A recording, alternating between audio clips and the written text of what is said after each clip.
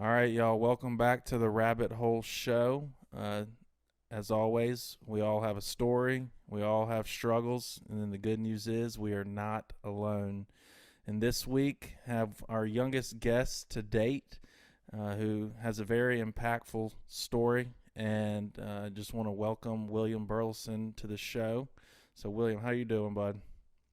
I'm doing really well. Everything in life seems to be turning around right now. Just especially these past couple months, went to residential treatment at Hopeway 8 or 9 Yeah. months ago, and ever since then, it's been on the upward path. So it feels really good to be Amen. helping people out, really making the pain mean something, and helping people through it has been really crucial for me. Amen. And I was at Hopeway January through April of 2019, so a Hmm. little ahead of you there. Right. And Davidson Mental Health shortly after, Yes. which is a part of your story that you can share. But yeah, we all go through some troubling times, in the dark valleys. And, as we both have seen, some people allow those times to, kind of wreck them and don't use that Hmm. pain for goodness.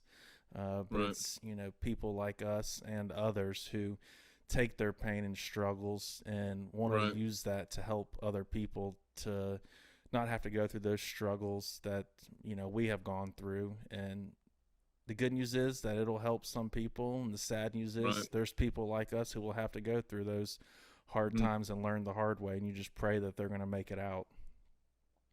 I mean, exactly. Couldn't have said it better myself. It's really what it's all about is letting your voice and vulnerability connect with someone else. I was journaling a few days ago and I was writing about the things I wish someone told me, the Mm, things I wish I knew.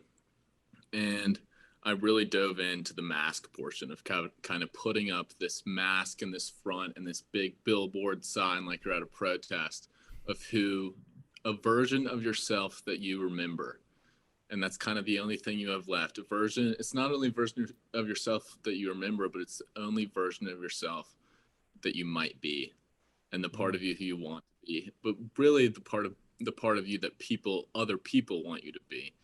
And you can hold up that mask for so long until your arms break. And when your arms start to break holding up that sign, sometimes suicidal thoughts can come in. easily. Suicide thinking and rationale. The first time you consider suicide, it's a very terrifying premise. Very. It's very scary to recognize your own brain has turned on itself. It's terrifying. Mm-hmm. And I caught myself the first time I thought about that. I was in seventh grade and I wished I couldn't wake up, and it really freaked me out. I live in a nice house. I have a good family. I have all these things right. Why do I want to die? It's very scary. Yeah. The next night, and again, the next time, happened again.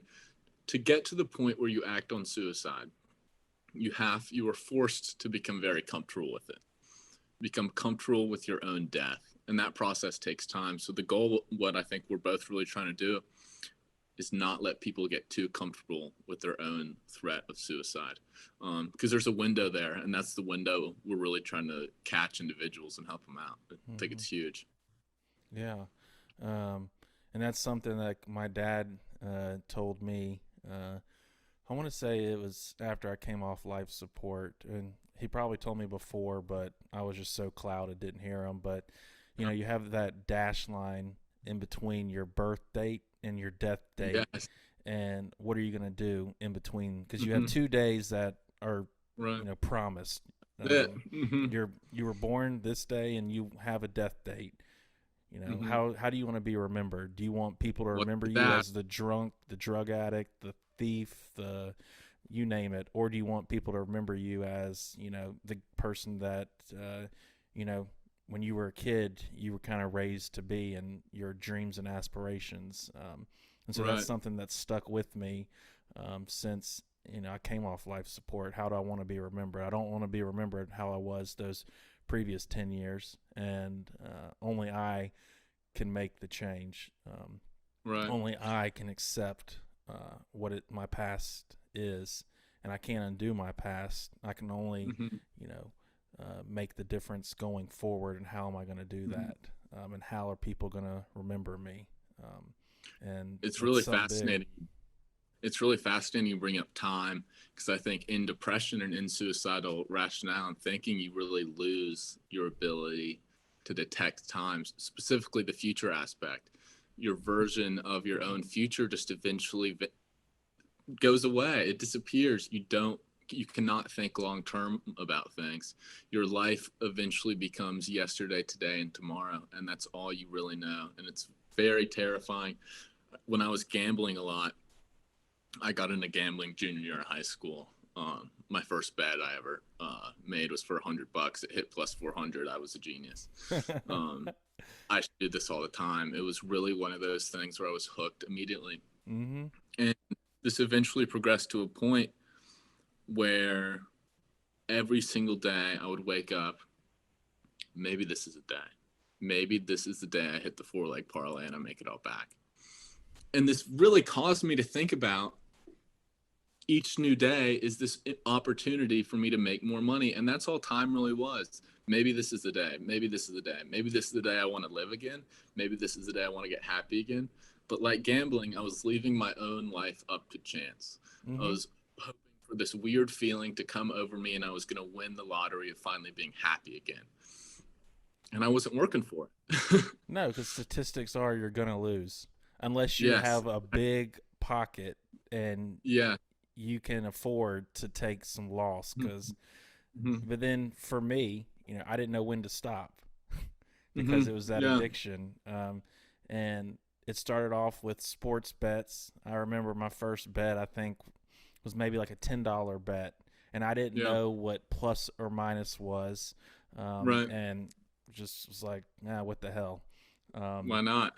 I thought the plus was like, oh, they're gonna win, so I'm gonna take the Right. plus. And when Why it not? didn't hit, I was like, well, what's the plus? I thought that was they were Yeah. gonna win, and it wasn't. Yeah. And that was when I first started betting, and it didn't take long for me to understand the lingo and how betting worked. And uh, you asked my mom, and she might have mentioned it on episode 23, but we have Panthers season tickets, and we would go to a game, and they didn't want me to be there because I wasn't Right. enjoying the game because I was so Mhm. into betting. And Mhm. further down the road, it wasn't even sports bets anymore because my bookie had an online casino, and I Yeah, me too. got hooked onto blackjack, and blackjack's what ruined me. Mhm.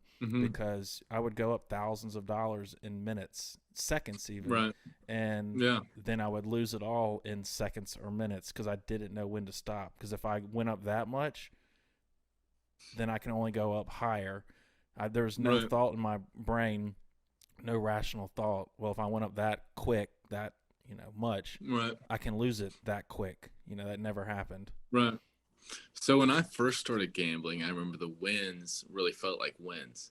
If I would win $50, it really felt awesome. Look, guys, I won $50, and I kind of out of sheer luck, and eventually progressed to the point where even the wins didn't really feel like wins. It felt like a part of a win, and felt like, okay, I won $100. Now I'm 1/5 of the way I need to be for the night because I need to get to 500. And the losses started feeling a lot more like losses. Before it was, oh, I lost a few pennies, I lost a few bucks on a good Sunday night football game, whatever. And you can kind of move past it, especially when you have the numbers to justify a bad bet. And then the losses really started feeling like an attack on my own personality, an attack on who I was as a person. Mm-hmm. That's how deep a gambling loss felt. And the only way to get rid of that feeling and to mute that feeling of losing, which is just at your core, because when gambling becomes who you are, when you lose, it really destroys a piece of what you think you have left of yourself. Mm-hmm. And the only way to try to crawl back at that was to gamble more and try to get a win. It was a Oh very yeah. weird paradox. I mean, I remember it would be like 1150, and I was Mm-hmm. down. I don't know. We'll say 500. I think 500, 1,000. We'll just say when I was first starting out, Yeah. and I would find just NBA games that would be on last minute that I could bet just to make some up. And this is when I was just first starting out, and the bets weren't even that high. I mean, that's Right. high in a big scheme of it, kind of, but Um, and I would just find bets I could place. But then it got to where it really consumed me, Right. and I was betting on any sporting event that I could find at any time of the day. Cricket, you name it, whatever it was. And then when blackjack came into the picture, it was it took over my life to where I Right. would fall asleep gambling. If I had to Mm-hmm. wake up in the middle of the night to go take a leak, I would sit down on the toilet so I could play blackjack. I get back Right. in bed. I'm laying in bed playing blackjack at, we'll say, 3 in the morning, playing until I Mm-hmm. fall asleep. Wake up, first thing I do, blackjack. Like it, Right. and I mean, I was putting $100 bets down every time. Yeah. It's so where do you think the future of gambling is really going? I mean, I was watching this is another subject, but I was watching a basketball game with my dad, and this was a few weeks ago.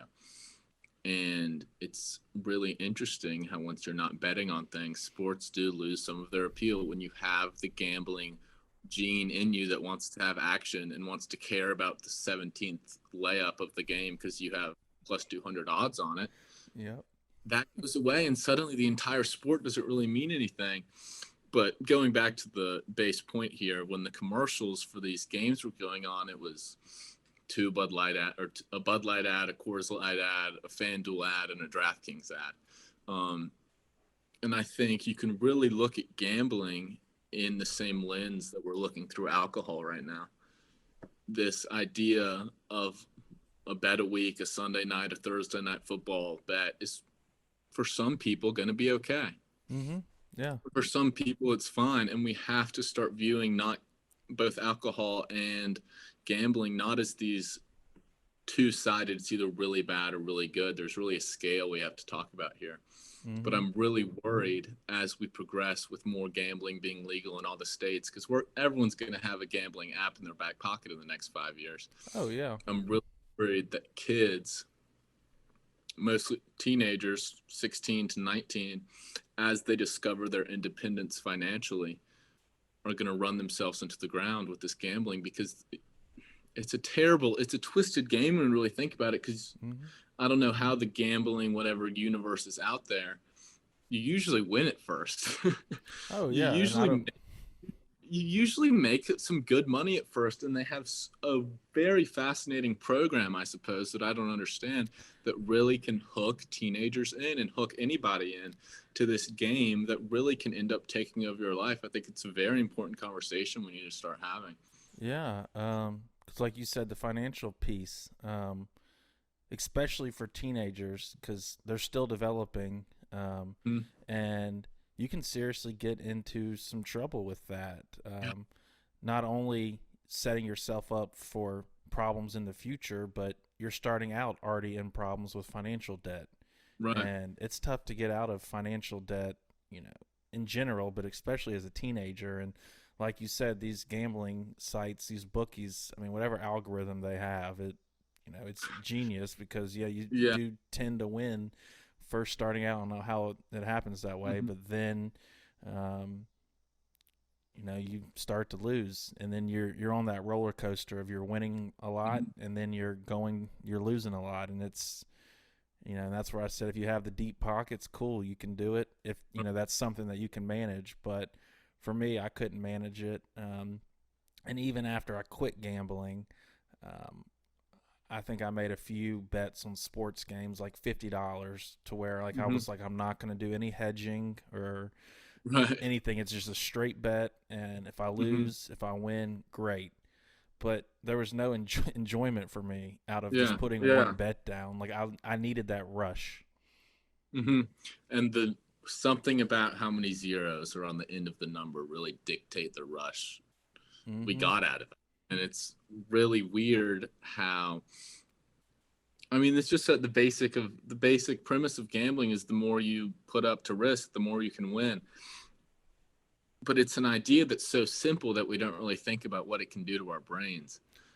It teaches our brain to deal in extremes, because the extremes of the numbers are the only way we're going to get that hit, that warm feeling in our stomach that we did something that day and made Correct. some money. Correct. And it just grows and grows and grows. And it's such a fascinating progression of your own brain, not only gambling with money, but really it ends up gambling with your own decisions. You kind of view life as a gamble, and you think about risk and rewards and other relationships and friendships as a gamble, and you either win or lose, and there's no in between. Mm-hmm. It really makes it makes losses in life feel like failures, because a loss on a bet is a failure, Mm-hmm. and that really trickles into making life a series of wins and losses, which is a terrible way to stroll through life. It's not how Um, life's intended. it's not the point. Yeah. Yeah. And it caused me so much anxiety. Mm-hmm. Because when you're in the hole, you're in the hole. For someone who's Yeah. betting on our levels, I feel like, and when you don't have the money, I had to turn to credit cards to pay my bookie Right. off. And when you're paying a bookie via credit card, the interest rates, not too friendly, Right. and paying rent via credit cards, it can catch up to you, and Mm-hmm. it just caused a lot of anxiety, which turned into depression. And I remember in Hopeway, because we had that the first 10 days when I was there, we had the blackout period, Right. and I was borrowing people's phones to place bets because Mm-hmm.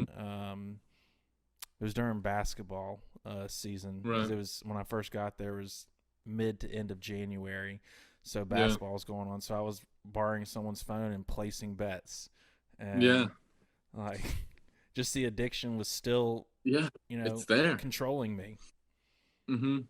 We don't look at, and you can say the same about marijuana as well, because there's this weird inclination that gambling, because it is not a substance and it is not a physical alternate chemical entering your brain. The chemicals in your brain that are making you feel this rush are already in your brain. You're not Mm-hmm. adding any to your mind.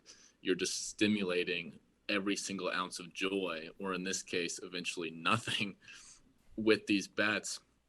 And I bring up the marijuana thing because there's often this argument with pot that it's not addictive, Mm-hmm. because chemically it is not doing addictive things in your mind. I'm not a scientist. I sounds like all the research says that it is not addictive. However, from someone who's kind of been down that route, the escaping part is addictive, I would and agree there's with something that. about turning and twisting reality into a way that you can digest. Something is addictive about that, especially when you combine it with a nice cigar or cigarette. Oh yeah, 100%. Other- And for me, uh, marijuana. Uh, I mean, when I sold it, in my addiction and throughout my struggles, it was a way for me to make extra money and then just to support my habit for free. Right. Because I was smoking all the time, Mm-hmm. maybe 1 to 2 ounces a week. Mm-hmm. And looking back, that's quite a bit. Mm-hmm. And even after I got off, last year's events, the life support, and got back from Honey Lake, I'll be honest to listeners, I smoked some, and it wasn't to, just to have that feeling. It was more of to help with anxiety and Right. everything. But I was able to catch it and realize, hey, I'm not doing this to enjoy like a cigar. I'm Right. realizing like after work I need to come home and smoke before I go and run errands Right. or meet this person. So eventually later on I quit smoking, and that was for me. Like we're saying, everyone is different, and there's that scale. Right. But for me on that scale, I just realized it became a habit and something that I kind of needed, to not escape how I was feeling, but just to kind of help me get through the day. Yeah. Definitely. I mean, there's the really interesting conversation around pot right now that everyone seems to be talking about in the world of legalization. The number one point for people that want to federally legalize the drug is it's a medical plant. from my personal stance, I think cannabis is a remarkable herbal ally. And that Mm-hmm. sounds very out there, but I really think it can help a lot of people in medical terms. Oh, I And I agree believe in that. 100%. Yeah, Especially I our totally, cancer patients, yes, pain management. I And this is totally a believe in. whole nother, Yeah, rabbit hole that we don't need to get into probably. yeah, But I just finished the show, Dope Sick. So if anyone's looking for a show, Dope Sick, I would recommend going to watch it. But marijuana over an oxycontin or an opioid, for pain management. That's just a little rabbit hole side note. But yeah. it's for There's a pain scale management. How here. are you going to correct? So I watched Dope Sick next to I watched it Hopeway, which is an odd show to watch at Hopeway, and I watched it next to like three guys who really struggled with OxyContin addictions, Mm. and they were giving me like the behind the scenes like of how it actually was, the parts of the show it was portrayed well. Anyway, back to the weed thing.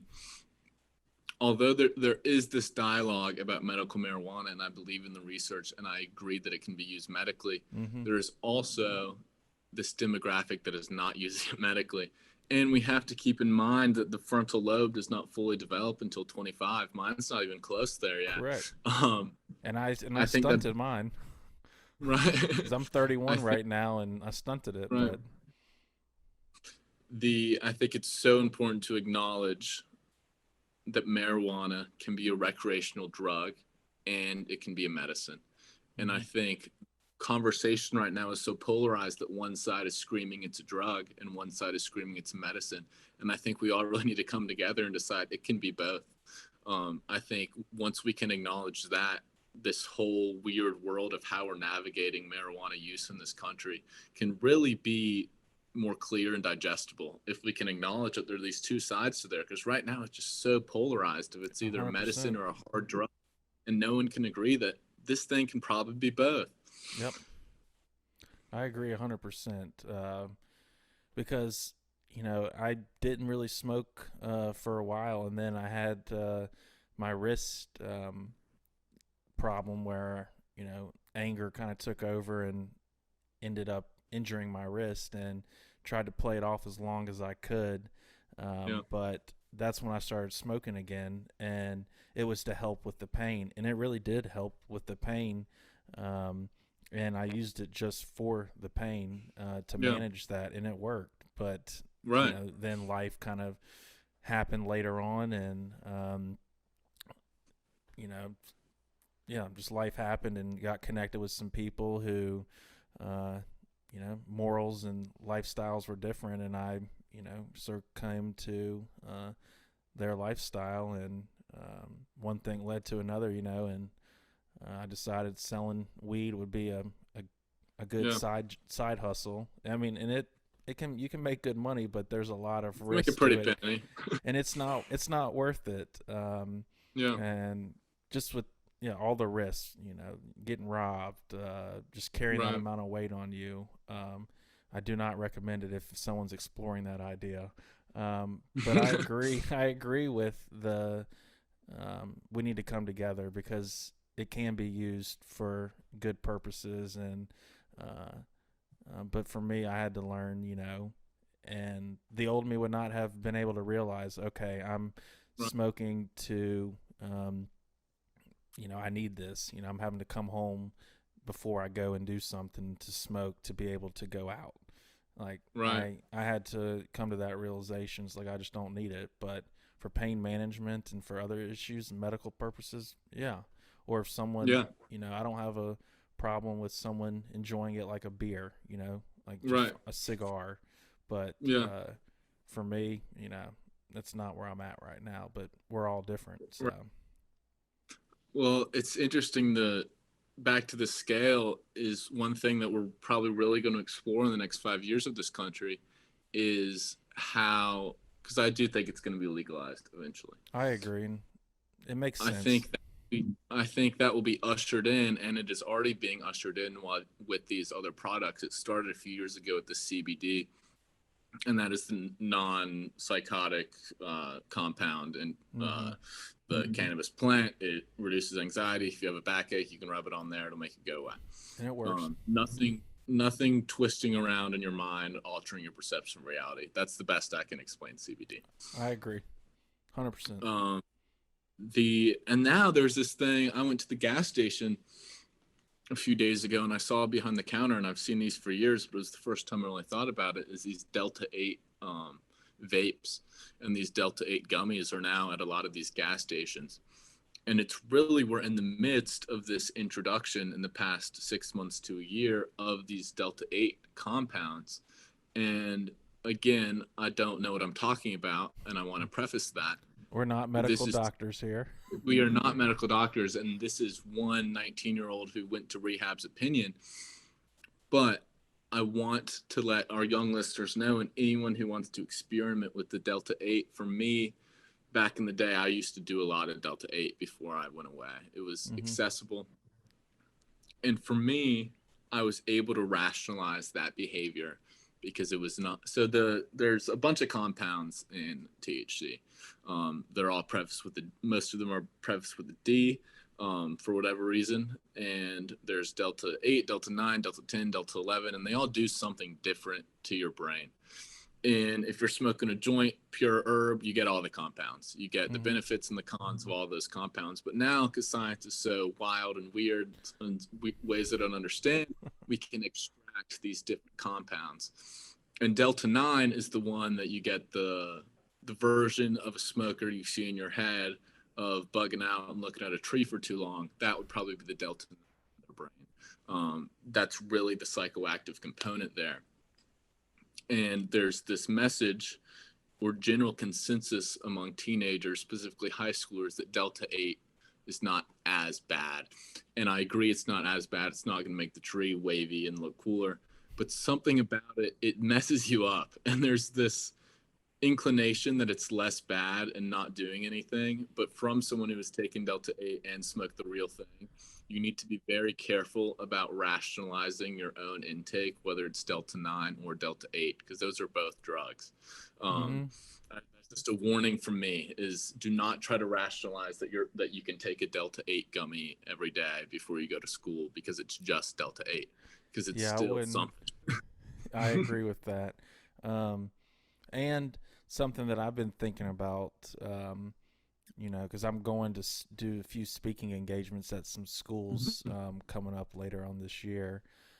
And I've been trying to, thanking you for coming on as our youngest guest, because I want a younger crowd to listen, because that's when we need to catch them and really, pound into them what has happened in our lives, because at that age, it's a crucial point in development in the brain, and especially with social media now, it's different from when I was in school, even 10 years ago from college, and then I guess 15 years ago from high school, or 13 from when I graduated. But in decision you make, good or bad, you make that decision. The next time you make that decision, it's a little easier to make that decision, and it could be a good decision or it could be a bad decision, and there's this, the big controversy, the talk, is it a gateway drug? I think mental health kind of, and trauma, and not speaking on things, but also I think it can be a gateway drug depending on the person. I don't know, I'm not a doctor, but like going back to your point, you do the Delta 8 or the Delta 9, and then the weed, and then it could become something else, but maybe it's not. For me, just with my addiction, and this is something I want to tell kids, be careful. Like for Adderall, for me, it started off with because I have ADD and very short attention span. I'm not hyper, but just I can be talking about one thing and think about another thing, and hence the Rabbit Hole show and how I lived my life for quite a while. But it started off with Adderall, and then the Adderall went to I got introduced to cocaine, and cocaine is a hell of a drug, so you got to be careful and don't touch it. But then it get to a point when cocaine's not even Mm-hmm. strong enough. And I never smoked it, but crystal meth. I tried that even. Yeah. So you got to be careful because one small decision can affect you down the road. So that's why at Mm-hmm. a young age you got to be very careful with something you look at, something you partake in, because at that moment it might be fun, but it can open a whole can of worms for you potentially. Right. It's something we really idolize in our culture, is this idea of effort equals outcome. And the thing that stimulants really do, which is really interesting, and I went through a Ritalin phase. I had some stored up when I was in middle school because I was diagnosed. I don't think I have it, but I think I wiggled in my chair too much in middle school, and that's just kind of what Who they did. doesn't? Who doesn't Yeah, though? that's kind of a That's rabbit hole, right? that's kind of like that Is the show Dope Sick. They're pushing medicine on kids, but that's a whole nother episode or topic. But Yes, that's a whole nother thing. Anyway, I had this Ritalin stored up, and I convinced there was a period where I really convinced myself I can work my way out of this depression. And we see this so much. It's built in our society is if we work towards things, we can get a positive outcome. But it really goes from before all that, which is your intentions for working and your intentions for your outcome. And the thing that Ritalin and these stimulants really make you lose track of is why you're doing it. Work just becomes work, and it becomes almost a numb sense. That doesn't make any sense. For me, it really became the point of doing good work and working hard on something mm-hmm. is that gratification at the end of accomplishing it. Ritalin and stimulants for me took away that feeling, and work was simply work, and there was no gratification for it ever being done. And it's a real problem in high schools and colleges right now, and we all know this. It's something that's kind of pushed aside and ignored, but there's a real drug problem of these stimulants on specifically college campuses right now, and it's something we really need to address and have honest conversations about, because like we said on the other rabbit hole, a lot of kids have access to these pills. They are out there, and a lot of them are in the old drug cabinet, and it's not difficult for kids to go take some. We really need to have that honest conversation about what those can really do to your brain and what those can lead you to do down the line. Yeah, because it led me to do a lot of stuff, Yeah. and stuff I can't take back, and I don't regret uh, Mm-hmm. those years, but I regret, the things that made me do because I hurt people. Right. But I'm thankful that it happened to me because I wouldn't be who I am today without Mm-hmm. the events that happened. And it allows me to share with people my story and hopefully save a life, because Yeah. if I can save one life, it's one life not lost. Hopefully I can save multiple. But the realistic fact is we can't save everybody, unfortunately. But if I can save a life, if you can save a life, um, Mm-hmm. with your book that you're writing, which you can talk about a little Mm-hmm. bit later on, Yeah. but we have to use our pain to help our fellow, Mm-hmm. neighbors, friends, Mm-hmm. um, whoever we can help. Because I feel like we went through those. We were chosen to go through very Mm-hmm. difficult times to be able to share our stories to help those who Mm-hmm. will go or are going through times similar or yeah. The thing, perfectly said, the idea of saving a life and the idea of stopping someone from hurting themselves or leading them down a destructive path, you're pretty much forced to reckon with the idea of what are the things in our society and culture that are leading people down this path. What is igniting these things? It's a nature versus nurture thing at its core. Are there more people talking about this because right now there's more problems in the world? Probably not. People have probably always felt this way, and now we're finally starting to talk about it. Mm-hmm. But as we're starting to talk about it, there's a lot of outside forces that no one really knows how to grapple with. You mentioned social media a few minutes ago. The suicide rates for teen girls between, I believe it's 13 and 15 or 13 and 16, the teenage girl suicide rates have essentially doubled in the past 5 to 10 years. I believe it. And it really makes you question, and there's certainly a lot of factors, but social media really comes up in this idea of comparison. And it's not really a social media issue, it's a comparison issue. And when we look at it through that lens, it makes it much more digestible, because social media is this new extract there's this new thing that no one really understands. But when you think about comparing yourself to someone else, which is really the basis of what these websites are supposed to do, we've been comparing ourselves to other individuals for the past, as far as anyone can tell. And what comparison does to people is what it did for me is it really made me self-conscious about how I look, how I act. I was not worried about how other people, I was not worried about how I perceived myself. I didn't really care what I thought. I was more concerned with how other people perceive me. And I think social media is really accentuating this idea of comparison and self-doubt, and that breeds the self-consciousness that's really destructive. Because there's the good self-consciousness of being aware of yourself and aware of your situations, but there's also the soul-crushing self-consciousness where every single act you do is analyzed by your own mind and proved wrong. It's a really terrifying thing that can pop up with self-comparison and comparing ourselves to others. And to have the open conversation of the dangers of social media and on the broader scope comparison, I think are so important, because we're all guilty of that. We're all guilty of that comparing, and it does no one any good, but yet we log into Instagram and do it every single day. It's really fascinating stuff. And to sum that up, it's a highlight reel, because you don't see what's going on behind the wall, we'll say.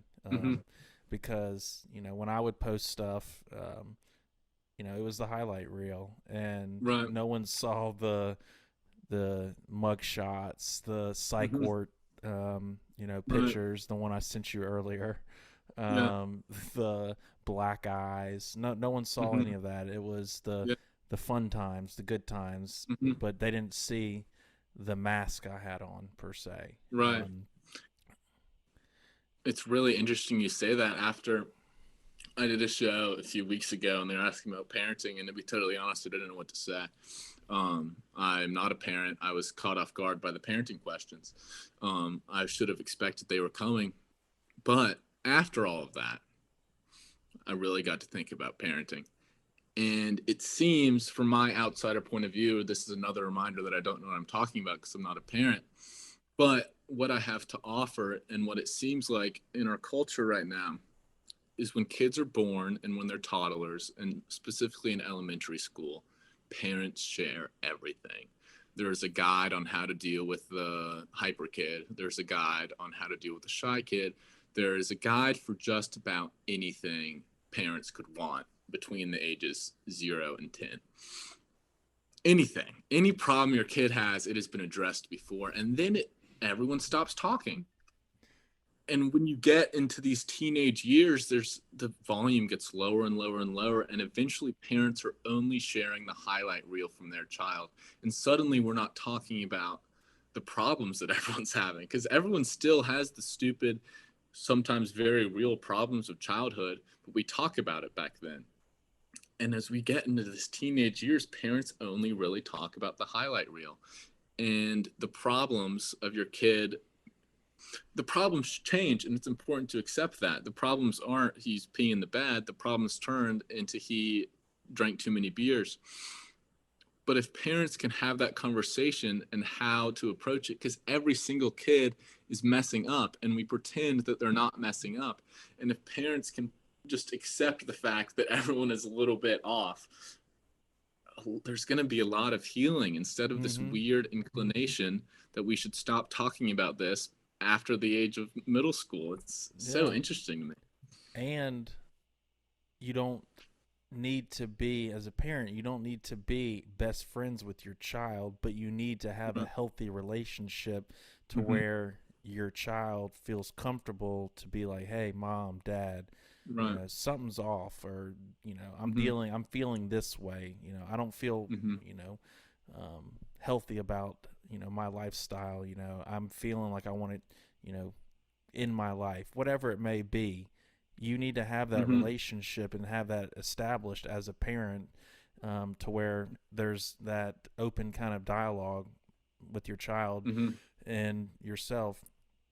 And if parents will, not shelter their kids as Mm-hmm. much as uh, parents do, or that Mm-hmm. I've seen over my years, because a lot of the parents who shelter their kids the most, I don't want to say it's every kid, but a lot of them, once they get out of the house, they want to experiment. And when Right. you have not, I don't want to say tasted a little bit of the stuff out there, you get out there and, you're kind of gun Right. ho and just bam, off to the It's races. I mean, it's really human nature is this pent up ability to lash out because part of growing up is making mistakes and lashing out.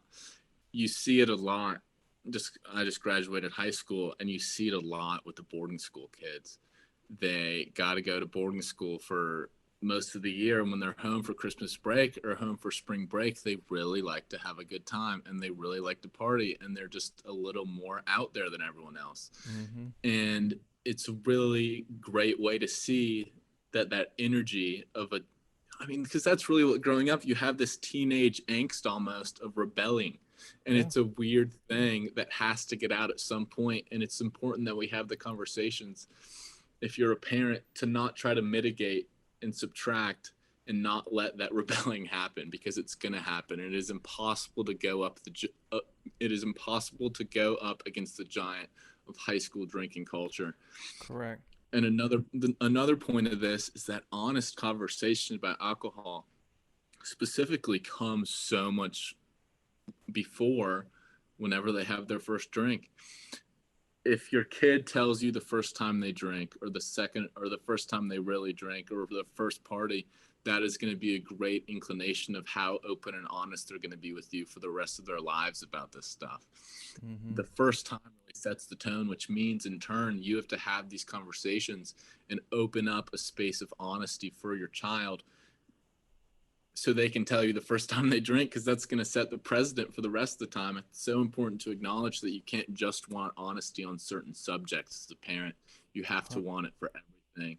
And wanting it means cultivating an environment of honesty and truth. And it really, like all good lessons do, it comes back to setting a good example. And I'm the luckiest person ever. I have two of the best parents in the entire world. Played the biggest part ever of why I'm sitting here today talking about this stuff. Um, Amen. I mean, cannot thank them enough. And I have to just, as I do whenever I talk about this, without my family and friends, it would just not be possible. Same Um, same here, I'd be in prison it's, or dead, or if I was lucky, I would be on a street corner holding a sign up, yeah. if Mm-hmm. I had my freedom. Mm-hmm. Um, but that goes back to, what you were saying. I remember my dad when I was in high school, he's like, if you do drink, don't drive, give me a call. I Right. will come pick you up. I'll even pick you up down the street or whatever. But, Mm-hmm. don't drive after you've been drinking.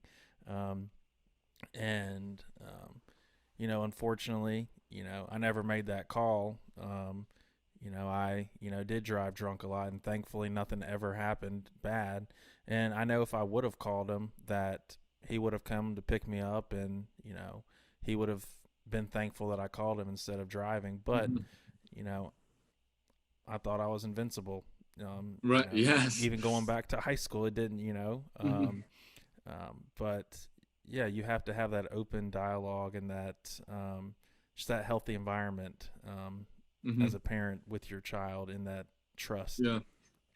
We were talking about this before, the idea of specifically when you're a teenager and kind of figuring out your place in the world, you tend to think of everyone else as these side characters, right? Yep. And you think of yourself as this main star character, and nothing ever bad happens to the main character. Only distrust, negativity, and these life faults happen to everyone around me. But I'm incapable of self destructing my own life. Other people can do it, but I'm not that type of person.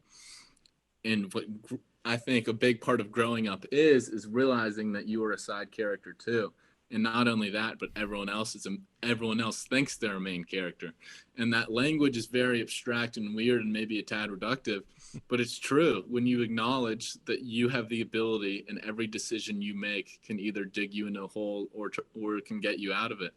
When you Mm-hmm. view it like that, instead of thinking, just as you said perfectly, you think you're invincible and you think nothing bad can happen to you. And when you acknowledge that it can, for me, some real growth happened. Yep.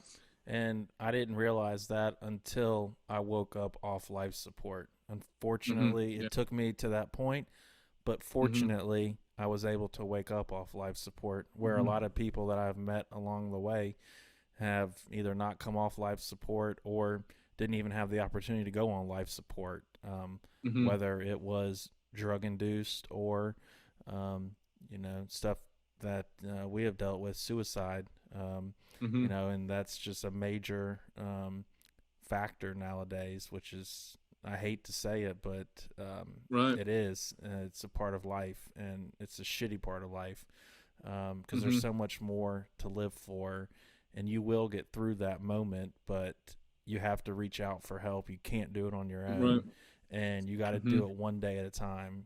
Even if it's getting out of bed to go brush your teeth, and hmm if that's all you do that day, you got out of bed. You did something productive. Right. Yeah. Give yourself a chance to succeed is really what it's Mm-hmm. all about. You mentioned the waking up in the hospital. I had a very similar experience. When you find yourself underneath the very white clinical lights of the emergency room, you rapidly start thinking about other ways you can live your life. It is a weird perspective of you are sitting in this essentially location that culminates all of your regret and every bad decision you've made, or at least that's what it feels like. What points in my life landed me here?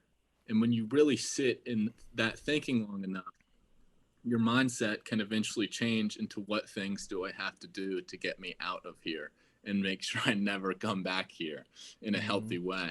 Um, but yeah, underneath the clinical white lights, you rapidly start to think of alternative ways to live. 100%. And, you know, for me, it took several clinical white Right. lights and Yeah. several rehabs, several psych wards, a few jails. But eventually you'll find that clinical light to be like, what Right. do I need to start doing to make my life worth living for?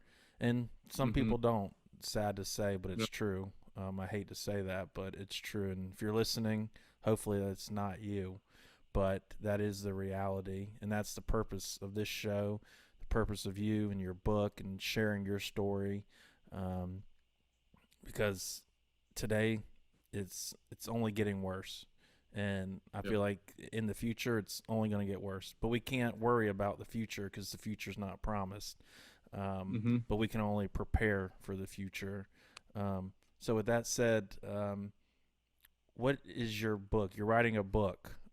Yeah. If you don't mind talking about that a little bit, I know you're still Uh, currently writing it, but right. so we've talked a little bit about gambling, suicide, drinking. What hmm got William wanting to write a book? So with the gambling, drinking, and suicide, I have a lot of big abstract ideas about them all. About the culmination of addiction, of depression, of suicidal ideation. You have lots of big ideas that really revolve heavily around emotion. Um, Not just it's a deeper emotion of real dread and real loneliness. And these are very complex ideas. And I realized pretty quickly that there was no way I could say them in conversation. I had no way of telling a story and conveying my ideas like we're doing now. For these things that I was journaling about in Hope Way, they just simply didn't really make any sense. But part of me still thinks they make sense. And even though I couldn't share them audibly, I figured I could write them down. So I started writing them down. I have these deep ideas and these deep messages, and they're still very abstract. And I weave them into this story that really mirrors my life in a way. It's fiction. All the names are different, the settings are different. But every theme and every layer really comes back to a point in my life. I like to think most of the characters are just little pieces of me, some of the pieces I hate, some of the pieces I love, and I'm about halfway done with the book. Half of it is edited, ready to go. Oh, And nice. it's everything that I've learned that I don't know how to say yet, but at least Mm. I can write it. So that's the story I'm trying to tell. I want to finish it in the next few months. And then we'll see what happens with it. It's called Diet of Bread and Crackers. Diet of bread and crackers. And you're Yes. halfway done with it, edited, ready to go, and working on the second half. Yes, I have an amazing.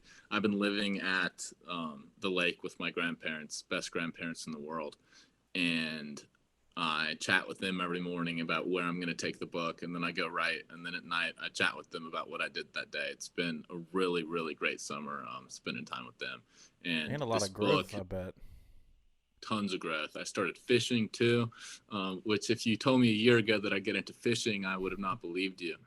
And I found out really quickly that fishing, and some fishermen might not want to hear this, is really an advanced form of meditation and sitting in your own thoughts, and at times sitting in your own boredom and frustration. When you can sit in your boredom and frustration of not being able to catch a damn fish, in a weird way, it teaches you a lot about yourself, and it teaches you a lot about patience. So I've Same with hunting. that exact same premise, and spending time with them has just been amazing. They've taught me so much and have really inspired me to get these words down on the paper. The It's interesting how the fishing and writing have lined up. I realized I could never catch a fish if I didn't go fishing, and I could never finish a book if I didn't write new words. You Correct. cannot edit a blank page. So I've learned lots of lessons in the first part of writing the book and spending time with them. It's been the best summer of my life, and I'm so grateful. That's awesome. Because all this kind of came to head, what, less than a year ago, didn't it? Or, Yeah, like 8 or 9 months ago. December 12th was the night I had these slippers. My psychological decline um, worsened to the point where I couldn't wear shoelaces. And I had these old pair of slippers, and I declined at this point where I really felt nothing.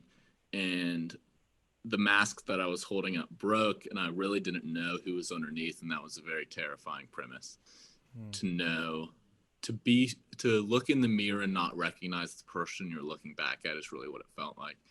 And I was about to hop out the window and probably break a few legs, break a leg, but didn't really, because I knew I was going to die anyway. And right before yeah. I hopped out the window, I saw these pair of slippers, which was really the culmination of my pain, because that was really the first sign of my decline.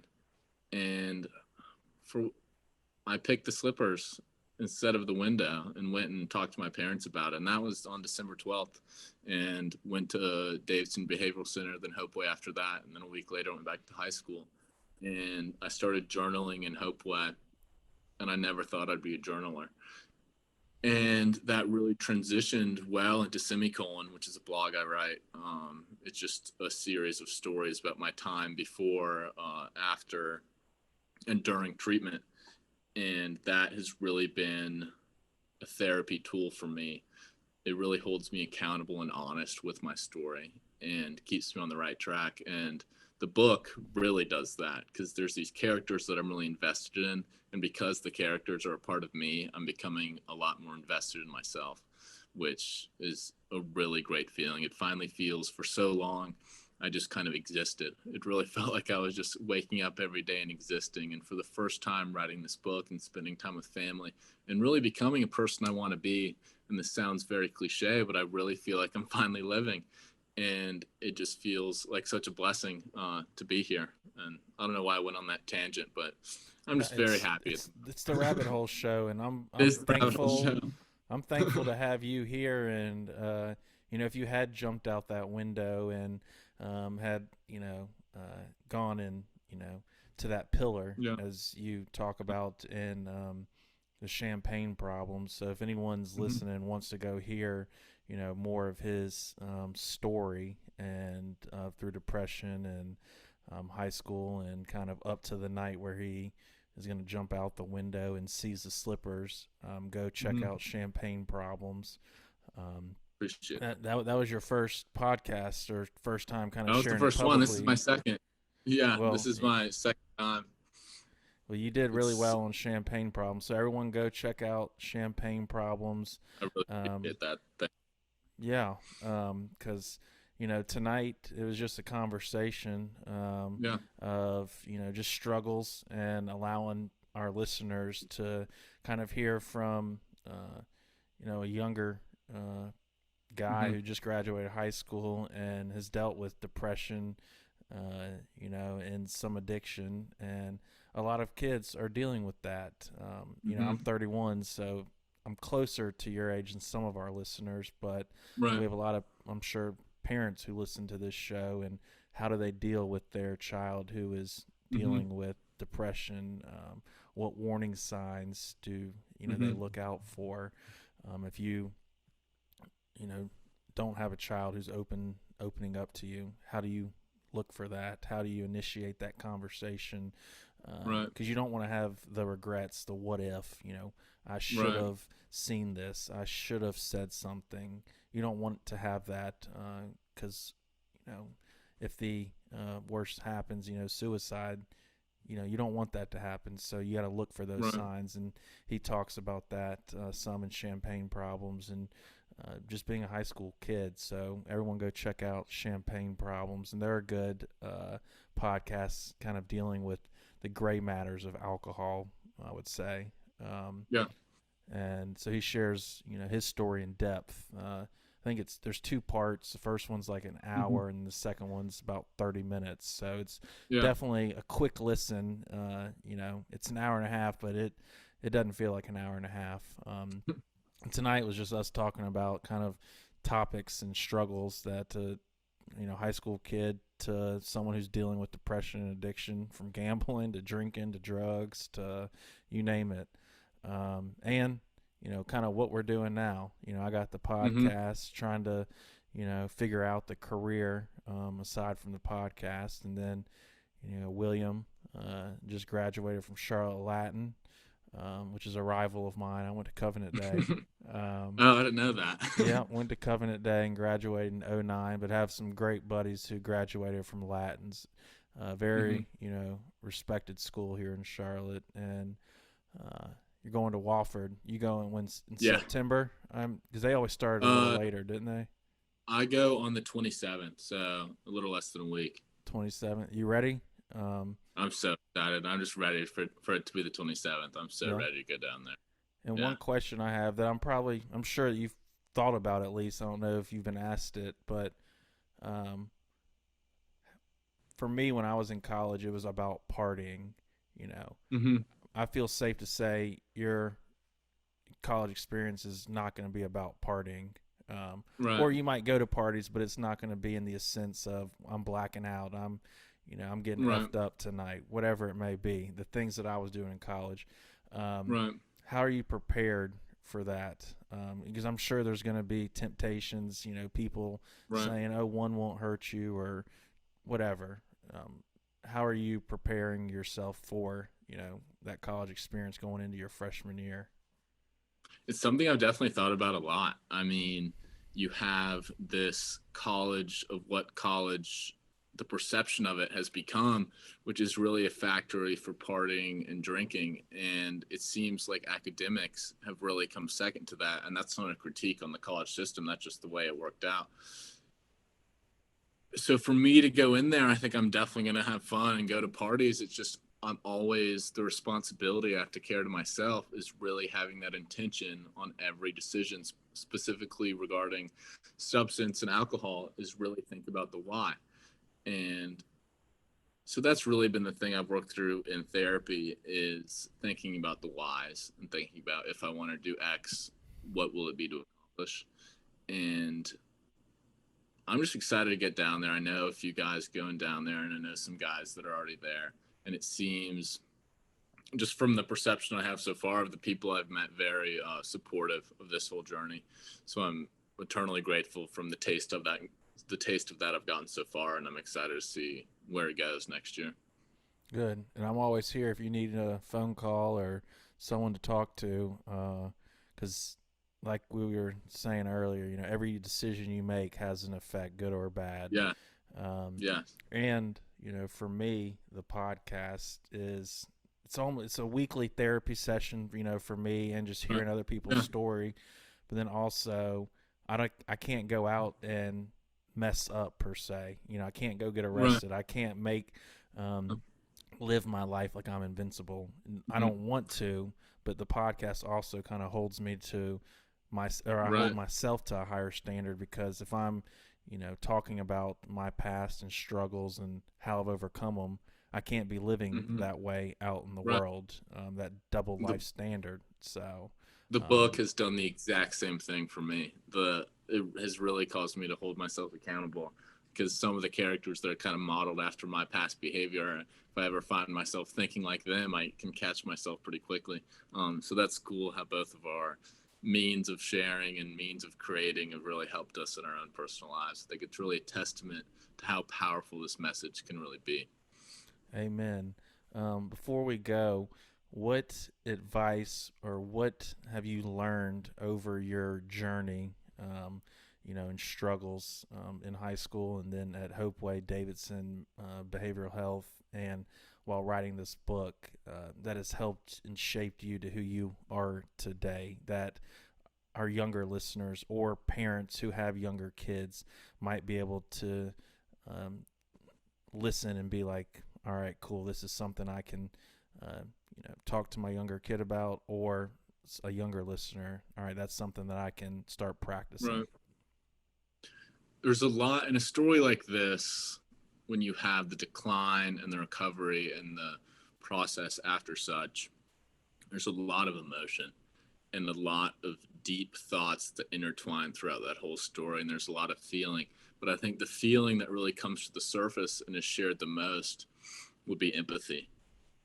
I remember my first day at Hopeway, there was a guy called me over. We were at lunch, we were sitting outside, and he calls me over and asks why I was there. And I told him the synopsis of my journey, and he tells me 20 years crystal meth. And it was the moment that I was surprised by the fact he'd done crystal meth by the first 20 years, that I think was a really instrumental part of my healing process, because it was that moment that set in stone the rest of our relationship and the rest of our friendship. And I would look back at him, and it was 2 weeks later, and we were eating for our 13th day in a row outside together. We really became friends. And I look back to that moment and thought, I almost discredited your essentially word because of who you once were.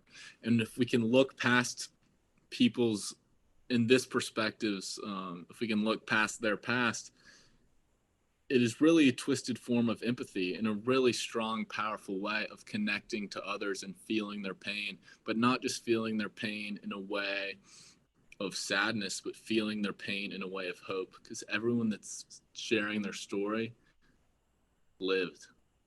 We're 100% on days living. And when you can take away that message of empathy and relating to people, it really opens you up to a whole nother way of thinking.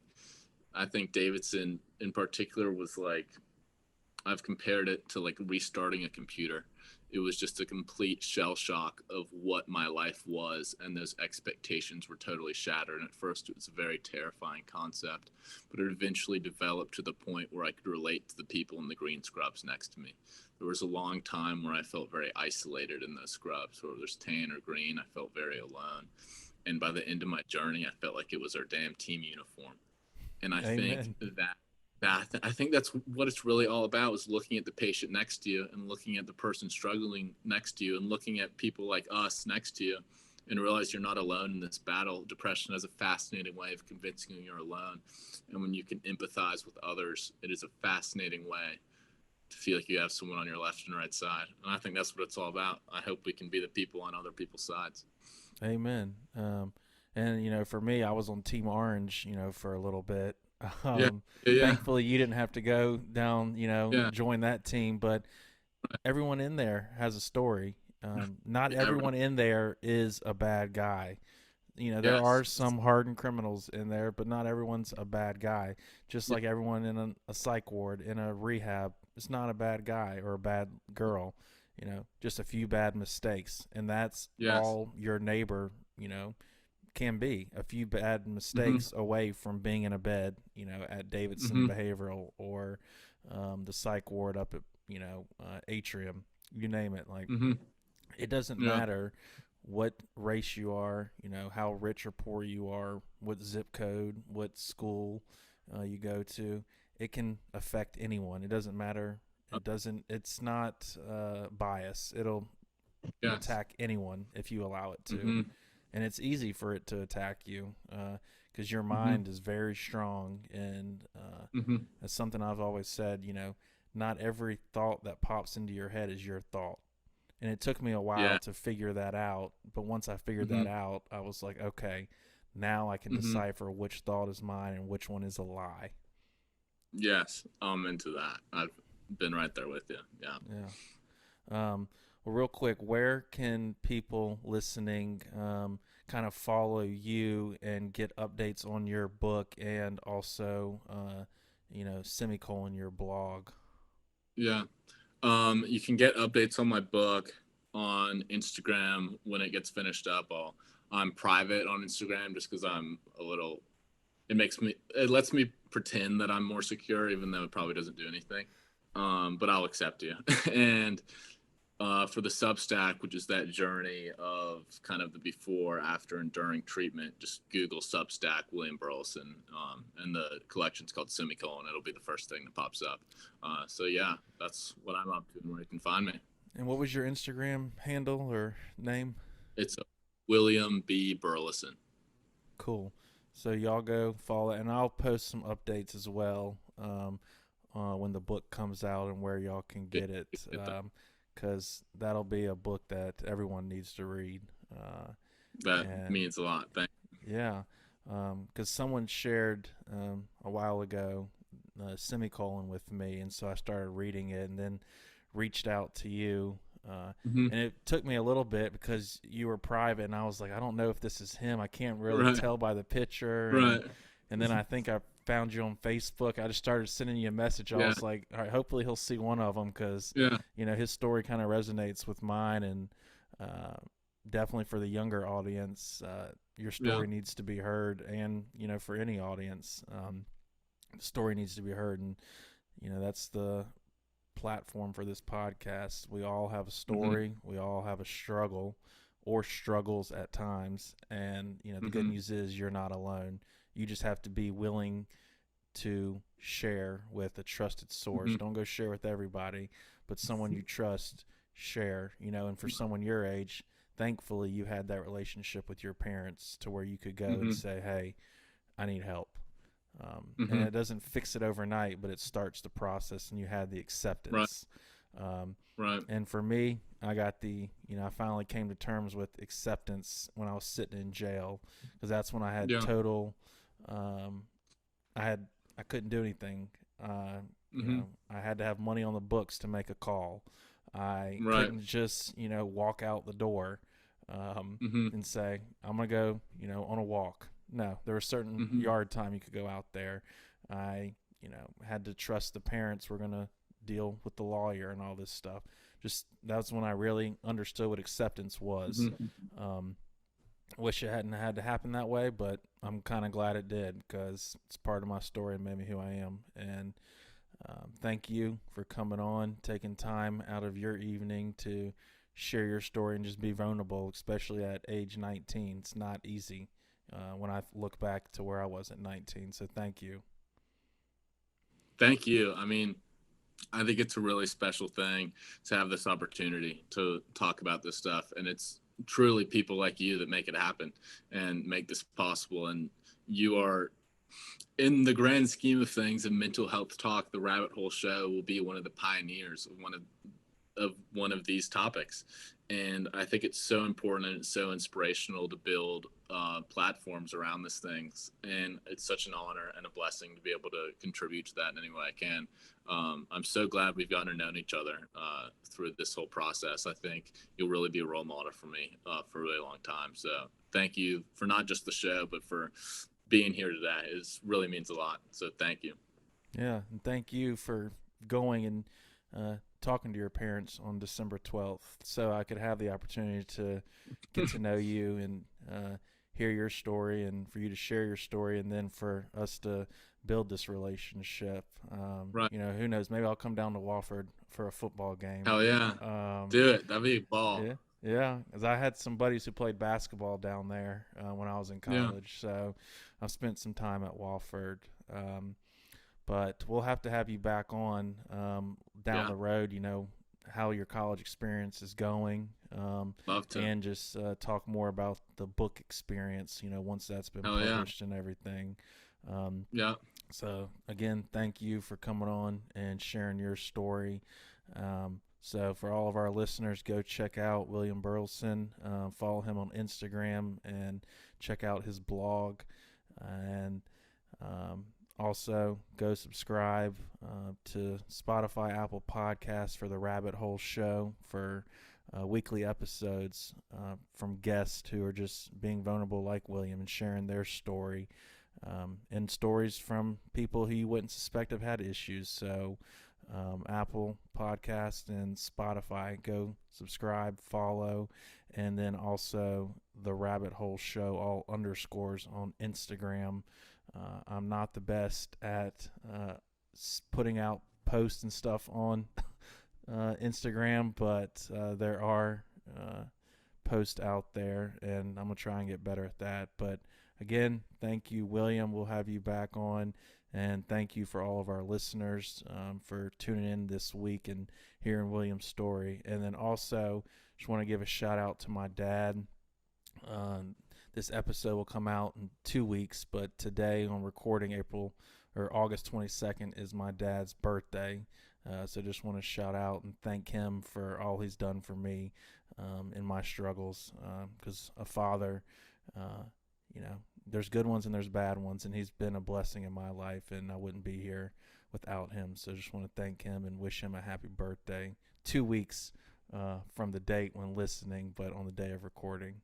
So thank you all again for tuning in. And William, thanks again just for your vulnerability. It means a lot, brother. Thank you. Really appreciate it. Sweet.